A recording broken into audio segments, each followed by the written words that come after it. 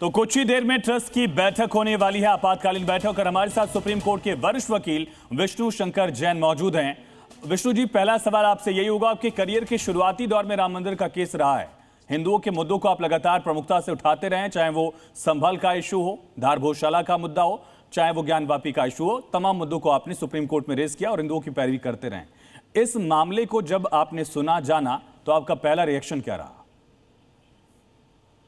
नहीं, मैं और मेरे पिताजी श्री हरिशंकर जैन साहब बहुत दुखी हैं। ये जो पूरा घटनाक्रम हुआ है, और मैं आपके चैनल के माध्यम से बताना चाहता हूं कि वर्षों वर्षों की तपस्या और पीढ़ियों की तपस्या लग गई इस दिन को अचीव करने में। जो 22 जनवरी 2024 का सुनहरा दिन हम सारे लोगों ने देखा, प्राण प्रतिष्ठा का, और 69 इयर्स की लीगल बैटल रही, और कभी कल्पना नहीं की थी कि जब राम मंदिर वहां पे स्थापित किया जाएगा तो हम सारे लोग ये मानते थे कि एक आदर्श मंदिर होगा पूरे देश के लिए, पूरे विश्व के लिए। पर यहाँ पे जिस तरह का घटनाक्रम सामने आया है, ये बहुत निराशाजनक है, बहुत चिंताजनक है।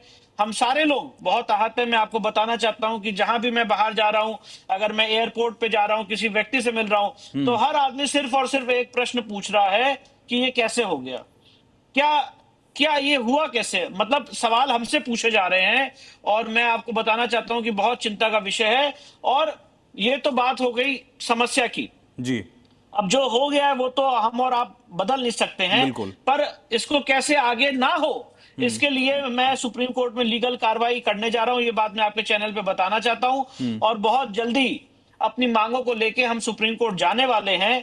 क्योंकि मैं आपको बताना चाहता हूं कि इस पूरे ट्रस्ट का गठन सुप्रीम कोर्ट के आदेश के बाद केंद्र सरकार ने 5 फरवरी 2020 को किया था, और उस ट्रस्ट डीड में भी काफी ऐसी चीजें हैं जो अभी भी कंप्लीट नहीं है, कमियां हैं। नए ट्रस्ट का वहां पे गठन होना चाहिए, नए लोग आने चाहिए, नए सिरे से इसकी पूरी व्यवस्था, सुप्रीम कोर्ट के निगरानी में इसकी व्यवस्था बननी चाहिए। इन सारी मुख्य प्रमुख मांगों को लेके हम लोग बहुत जल्दी सुप्रीम कोर्ट जाने वाले हैं। जब हम लोग बात कर रहे हैं, उससे कुछ ही वक्त पहले अभी लखनऊ बेंच ने एक सीबीआई याचिका वाली जो पूरी दायर की गई थी याचिका, उसको खारिज किया। तो क्या डिफरेंट करने वाले हैं आप? नहीं, देखिए, दो पहलू हैं। एक तो है जो हो गया उसके ऊपर इंक्वायरी, जिसके लिए एसआईटी चल रही है, एफआईआर हो चुकी है, जांच चल रही है। मेरा वो विषय नहीं है। जो तो हो गया उसके ऊपर तो जांच हो रही है। अब जब तक जांच कंप्लीट नहीं होती तब तक हम और आप बस यही सुन सकते हैं कि हाँ जी सोना चोरी हो गया, हाँ जी अब ये भी चोरी हो गया, रोज नई नई खबरें आ रही हैं। अब उसके ऊपर तो जांच हो रही है, पर मेरा इस समय जो मेन फोकस है वो ये है कि आगे आगे आने वाले समय में ऐसा कभी ना हो। इसके लिए एक पूरा एक जिसे कहते हैं पावर पैक्ड, और इसे एक कॉम्पैक्ट सिचुएशन, एक कॉम्पैक्ट मतलब प्लान बना के हम लोग सुप्रीम कोर्ट जाने वाले हैं। उसका कारण है कि जो हो गया वो तो हम और आप नहीं मिटा सकते हैं। उसके लिए जो दोषी हैं उनको, उनके ऊपर कार्रवाई होगी, उनको सजा दी जाएगी। अगर जांच सही से नहीं होती है तो उसके लिए बहुत सारी लीगल रेमेडीज अवेलेबल है, चाहे वो प्रोटेस्ट पिटिशन हो, चाहे वो रिट याचिका हो, चाहे वो सुप्रीम कोर्ट के माध्यम हो, वो तो एक विषय ही है। पर अभी इस समय इमीडिएट जरूरत है कि वहां पे हर एक जगह पे कैमरे लगाए जाएं। मैं आपके चैनल के माध्यम से बहुत जिम्मेदारी से कहना चाहता हूं, राम मंदिर के परिसर में जहां जहां पे चीजें हैं वहां पे कैमरे लगाए जाएं। जहां पे डोनेशन बॉक्सेस हैं वहां की कैमरे की लाइव फीड डीएम के पास जाए, और सारे जगह पे जब काउंटिंग हो रही है तो कैमरे की निगरानी में उसकी काउंटिंग हो, कंट्रोलर ऑडिटर जनरल की वहां पे मौजूदगी हो।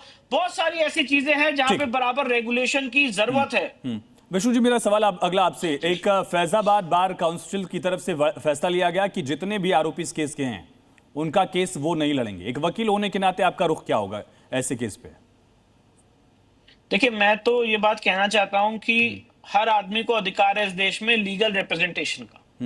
हमारा वो देश है जहां पे जो लोग आतंकवादी रहे हैं, नहीं, इनमें से कोई आरोपी अगर आपके पास पहुंच जाता है तो आप केस लड़ेंगे एक वकील होने के नाते? नहीं लड़ूंगा केस, नहीं, मैं तो नहीं लड़ूंगा केस। पर मैं आपको कानूनी पहलू बता रहा हूं। कानूनी पहलू यह है कि हर आदमी को एक लीगल रिप्रेजेंटेशन का अधिकार है, और ऐसा नहीं है कि इस देश में सिर्फ मैं ही एक वकील हूं, हजारों वकील हैं। और अगर वकील मना करते हैं तो फिर उसका सुप्रीम कोर्ट संज्ञान लेगी, हाई कोर्ट विष्णु जी, बहुत शुक्रिया जी न्यूज से बात करने के लिए, अपनी बात रखने के लिए। विष्णु शंकर ने एक बड़ा ऐलान किया जी न्यूज के जरिए कि वो इस पूरे मामले को लेकर कोर्ट में एक याचिका दायर करेंगे ताकि आने वाले वक्त में इस तरह की चीजें दोहराई न जा